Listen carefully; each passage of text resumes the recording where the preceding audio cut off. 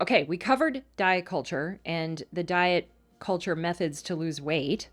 Now, let's get into what sustainable, healthy weight loss looks like.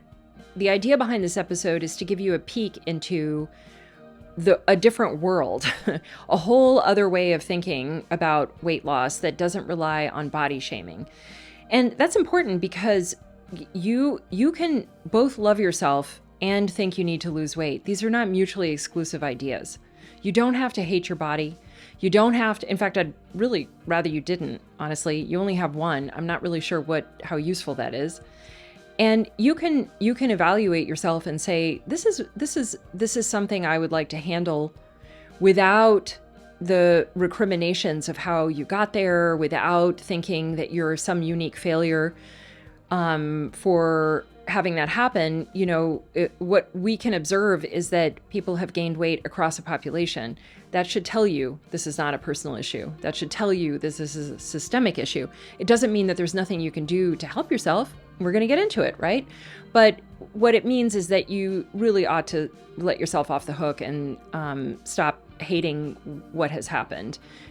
I don't know you, but I know that you're okay. I know you're all right. What you need to do is think about this differently.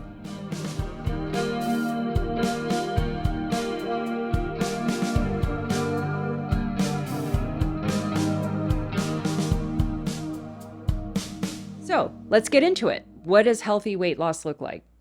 Well, number one, we talked about diet culture and how they have a big push to you.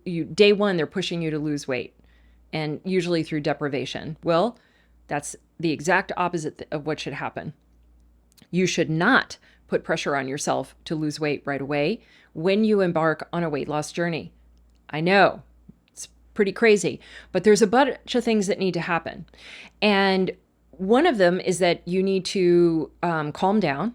You need to learn a little bit about nutrition, mostly in the form of food processing and added sugars. Those are two really big subjects.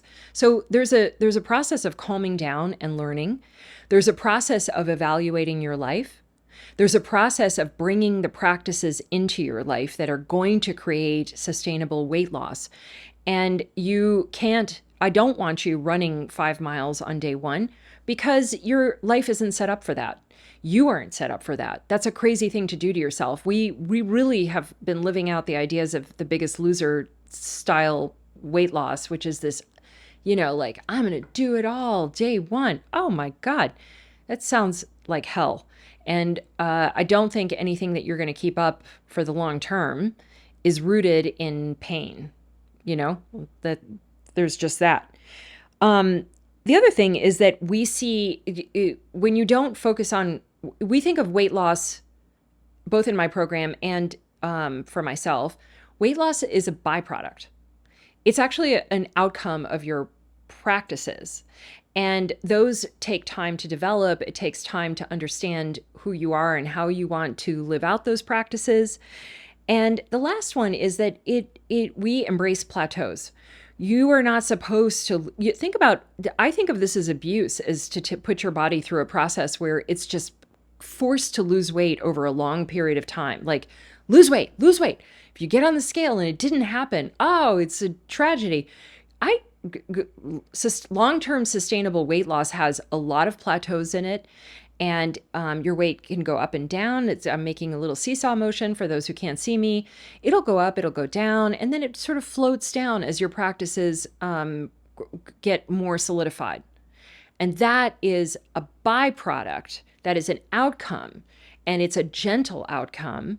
And we like slow weight loss. There is reams of evidence to show, and I know the weight loss drugs are now pushing people to lose weight quickly, and I'm going to do a whole episode on why I think these things are actually a diet. But in general, the faster the weight loss, the more unsustainable it is. The slower it is, your body adjusts, your practices adjust, your mindset adjusts. Is a very good thing. So I don't care, even for people who go into my program, I don't care if you lose weight right away. What I want you to do is learn. That's the important thing. Learn and do things differently and come back and tell us about how that went and get coaching and all of the other stuff. But the process that long-term weight loss starts with learning. Number two about weight loss, long-term sustainable weight loss, you're fine. I know I've said this a few different ways, but it bears repeating. You're okay. Your body's okay. There's nothing wrong with your hormones or metabolism or, I don't know, any number of ways that diet culture has invented to sell you things that make no sense. What you need is better care. You are fine. You personally are fine. And even if you're, even if you're listening to this and thinking, well, Rebecca, I can't stay away from chocolate, or I do this thing that I feel ashamed about. Well, the chances are pretty good that you're doing those things because you don't understand how you're triggering yourself to do them. And when you do start understanding them, you can actually change them. What is not going to happen is you're not going to shame yourself into it, and you're not going to put just undue pressure on yourself to be different one day. So, what I like about this idea of being fine is that it also grounds you into your real life. So much of diet culture, projects a fantasy. And where the actual change happens is in your real life, in your home, in your relationships, in your workplace, how you allocate your time, how you talk to yourself. Those are grounding you to who you really are. And loving and accepting that is part of the work of sustainable weight loss and, frankly, a happy life. Those two things are not mutually exclusive. I'm not saying you have to lose weight to have a happy life. Please don't misunderstand. But we're talking, I'm assuming you're listening to this because you're interested in sustainable weight loss. So I'm joining them together for that purpose. Number 3, relies on intentional living. So there's a difference between intention and deprivation. I think of deprivation as one side and intention is the other side. Intention is different because what you do is create support systems to create behavior change. So an easy one that I gave you before was putting the chips in the cabinet, right? That's an easy one. Obviously, things get a lot more complex, but I'm showing you that if you don't have the chips in the cabinet, that is an intentional act. Walking to see, one of the big things that I did when I first started even embarking on the idea of losing weight was walking everywhere. That is an intention. That is not a deprivation. It felt good to me. It was something I could sustain, and it wasn't burdensome. And in the deprivation side, what you're doing is outsourcing that question, right? You're saying, what do I need? Tell me what I got to do to lose weight. But in intentional living, that question is flipped. What do I need to sustain the practices for the outcome to be a healthy weight that I can live with for the rest of my life? Very different question. Very different modus operandi when you start exploring that question. The intentional living has everything to do with you and your real life, which are massively important. And it puts you in the day-to-day. I'll talk a little bit more about this in another one of these, but the idea, you need something that you can do almost every day. Your day-to-day is super important. It's routines, it's all kinds of stuff. And so what you can do in a day is really what you can do in a week, what you can do in a month, what you can do in a year, what you can do for the rest of your life. Number 4, each action you take or change is focused on permanence. Doesn't matter. Food, movement, altering your relationships, altering how much time you have in the day for all of this. Those are done with permanence in mind. And here's why I like this. No more fantasy thinking. I could be this person who gets up at 5 a.m. to do boot camps. Really? You could? Because you'd be doing that. You'd be doing that. Or you would have been more interested in it or whatever. You sustaining those fantasies, I'll put it another way. Sustaining those fantasies, it's what blocks you from doing things that are permanent. And also the idea of permanence means that you have to be more realistic about what it is that you can accomplish. And that's okay. That's not a defeat. That's not a defeat. You don't need anything glimmery or over the top. What you need to be able to do is do it each and every day. What can you do in a day? What can you do in tomorrow? And the idea of permanence means, well, I don't think I can run a 5K every day, but I bet I could walk every day. And if you can do something every day, chances are that that will become part of your life and part of your self-concept. These are very healthy things, and really they speak to how people actually change. Number 5, starts quietly and builds, right? No all or nothing nonsense. One of the things that keeps people toggling between diets and not dieting is I have to do it perfectly or I'm off the wagon. Do it perfectly, off the wagon. I can think of no better formula to make somebody insane and deeply unhappy than what I just described to you. That is an unhappy life. So please stop doing that. Like if you want change, and sustainable weight loss is definitely behavior change, you start quietly, learning, experimenting, building. And once something is solidified in your life, then you tackle the next thing and the next thing. And it can be down to little actions. I remember when I decided I wasn't going to have sugar in my coffee. And you'd be like, sugar in your coffee, that's not enough to create weight loss. Well, maybe not individually, but it certainly added up. And it changed my palate away from added sugar, and it did all kinds of amazing things. But I went like this. I used to do 2 teaspoons of sugar in my coffee in the morning, and then I took it down to 1, and I lived there for about 6 months. And then I took it down to a half teaspoon, and I don't know how long that took. And then one day I thought, I bet I could do nothing, and it would be okay. And it's been 14 years, and I've never put sugar in my coffee since. And I don't feel deprived, and it's stuck. So that is how change looks. And you can apply what I just gave you to any number of changes. That's how real change happens. And that's what it looks like. It starts quietly and it builds. Agency. So we talked about how important it is for you to make your own changes. You know, it sounds kind of crazy. And when I was putting together my weight loss program, I was like, well, I'm not promising weight loss, and I'm not telling you exactly what to do. And, you know, I thought, like, how am I ever going to market that? And, you know, sometimes it's still a challenge, but it's gotten easier over time. That is a very intentional thing that I'm doing, because I know that in order for people to have success, they have to bring their agency to the process. You can be coached, you can be given better information, you can be given ideas to experiment with, and all kinds of things. But at the end of the day, you have to bring your whole self to the process of how things are going to change and really what needs changing. There may be some things in your life that you really like, that you really enjoy, and they might put a little bit of weight on you, and you might decide over time you would like to keep them. That's a perfectly reasonable thing to do. But there are other things that you are willing to change. That's agency. And you've got to have that in order to sustain change. I could come in, you know, and give you a plan, but what is that going to do, right? You have to have better information and practices, but then you decide how to organize them in your life. And that process, that little magic, is agency.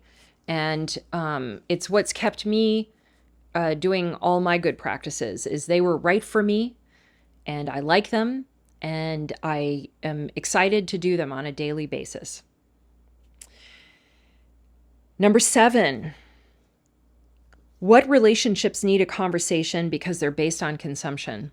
So this is a toughie, but massively important. And it's not one that I bring up immediately when I work with people, because there's so many other things to cover.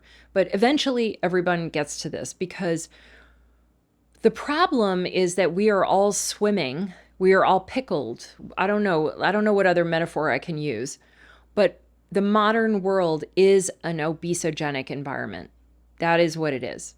And it comes in all kinds of ways. This is why the idea of healthy choices is just like, if you just make better choices, is ridiculous. The truth is, all sorts of the problematic food comes in all sorts of ways, but one of the most potent is through other relationships.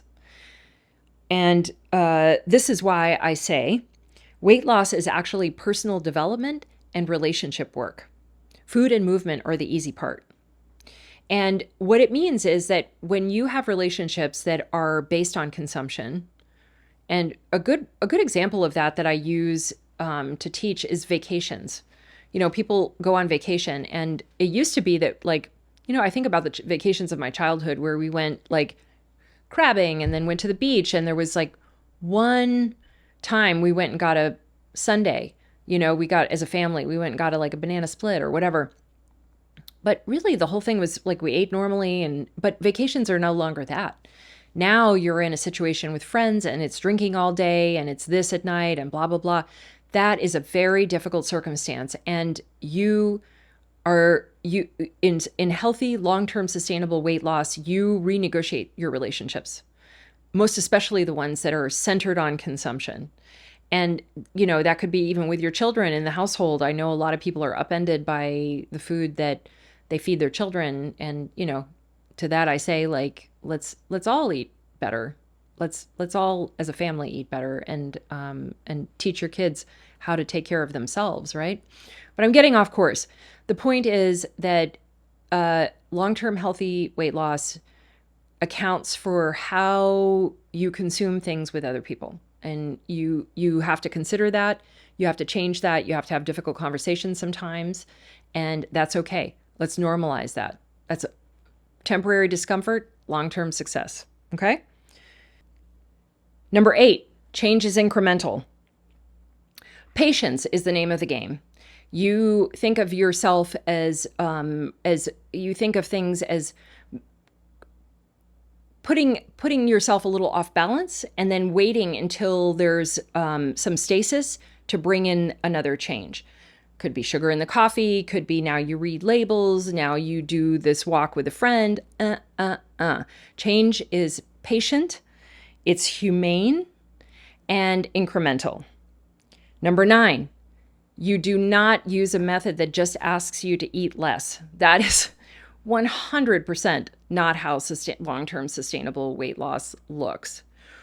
What you do is create an environment that makes it easy to eat moderately. And that's a more complex subject. Like, I can't teach that in a 30-minute podcast, but I want you to think differently about your eating as not being a problem, but an outcome. You are, as it stands now, if you feel like you're overeating, and you might be, which is also not a personal flaw, that could come from any number of places. It could come from the food that you're eating and the processing in your food. It could come from the sugar. It could come from self-soothing.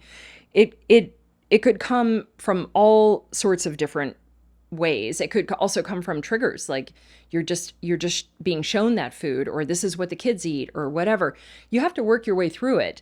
And by the way, like, no person has all of the different triggers. All of our lives are a little bit different, which is why another reason diets are so woefully lacking, is that your life and my life are different. And what I'm exposed to is different. There could be some similarities, but what you really need is a way to think differently. And thinking about your eating as a byproduct of your life, and not not a summary judgment on your person, is a very helpful way to go, because it gives you some action. Back to the agency idea. Now you have agency to make change, as opposed to thinking, oh, I just need to buckle down. I'll just be different one day. No, you won't. And that's okay. You are who you are. And that is just fine. That is all you need in order to make real progress on anything you want to change, including your weight. Number 10, you learn to respect your hunger and use it as a tool. All right. I love this one so much, because this is foundational to my approach. And there's great science behind this. There's all kinds of good data. But I'll say this. Your hunger is your friend.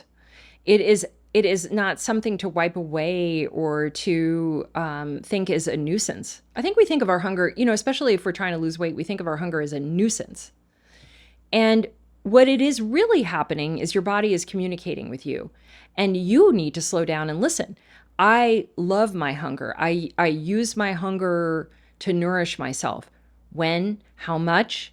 And I want to tell you the incredible healing benefits of doing something like that. Think about how healing it is to listen to your body and give it what it needs, and how affirming that process is. I think of my hunger as a daily part of my self-care, and learning to create trust with my body. A lot of people, especially if you've dieted over a lifetime, don't trust themselves anymore. And they tell me this. I hear it over and over again. I've worked with enough people at this point to know what people are saying to themselves. Maybe not everything, but a good amount. And one of them is, I want to learn to trust myself again.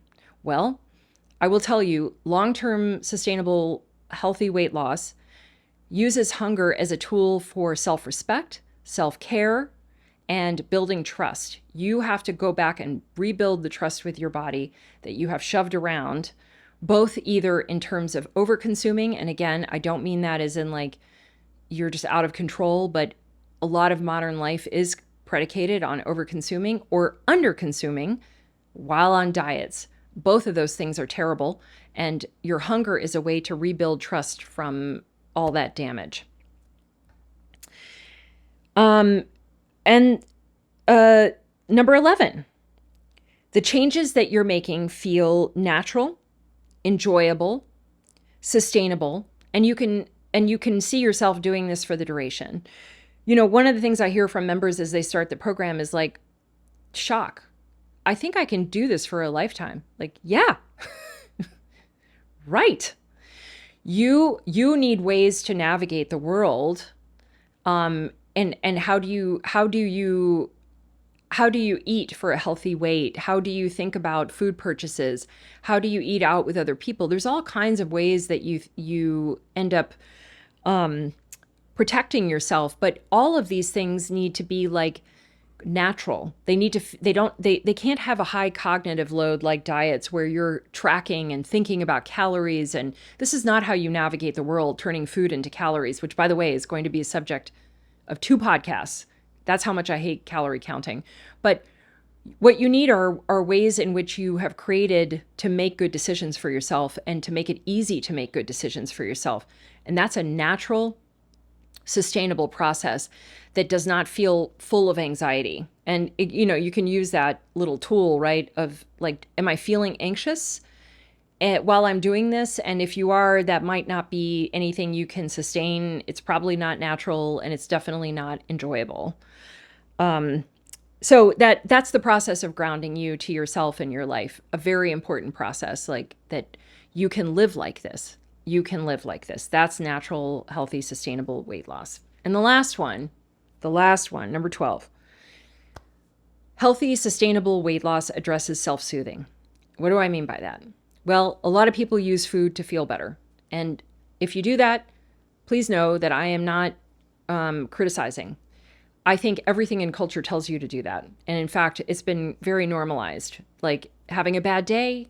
I remember this commercial that I saw about Oreo Thins. And the whole thing was essentially like, you should eat these because you had a difficult day. And the whole thing was like a spa-like atmosphere. And I, nearly jumped out off the couch looking at this. Like, food is pleasure. Food is nourishment. But food is not intended to make your difficult emotions go away. And one of the things that healthy, sustainable weight loss does is help you redirect, identify your difficult emotions, and redirect them to practices that actually can manage them. Exercise is one, therapy is another. There's all sorts of things, but you have to address the way that you soothe yourself and not shame yourself for needing soothing, but understand and take accountability for the fact that you do need to feel better. You have been using this to feel better, and there might be a better way. And there are better ways. There are definitely better ways. For me, who is a person who has lots of difficult emotions, for me, over time, exercise has been the way that I cope with that. And that is my go-to, along with time with nature and friends and all kinds of things. But healthy, sustainable weight loss means understanding you have difficult emotions and learning different ways to deal with them. So I hope all of that was really helpful to you, so you can see that there's no reason to give up on the idea of losing weight, but I hope through these 2 episodes you give up on deprivation-based eating and diet culture ideas and start slowly shifting over to the practices that endure, and those are the ones that expand you as a person and feel good to you and you want to do for the rest of your life. Because season 1 is all about freeing yourself, I'm going to explore some other bad ideas that I think we should talk about. One of them is calorie counting. So in the next 2 episodes, we're going to be exploring all of the ways I think calorie counting is unnecessary and damaging. I hope you'll tune in. Please subscribe anywhere you get your favorite podcasts or find me on YouTube and let me help you free yourself.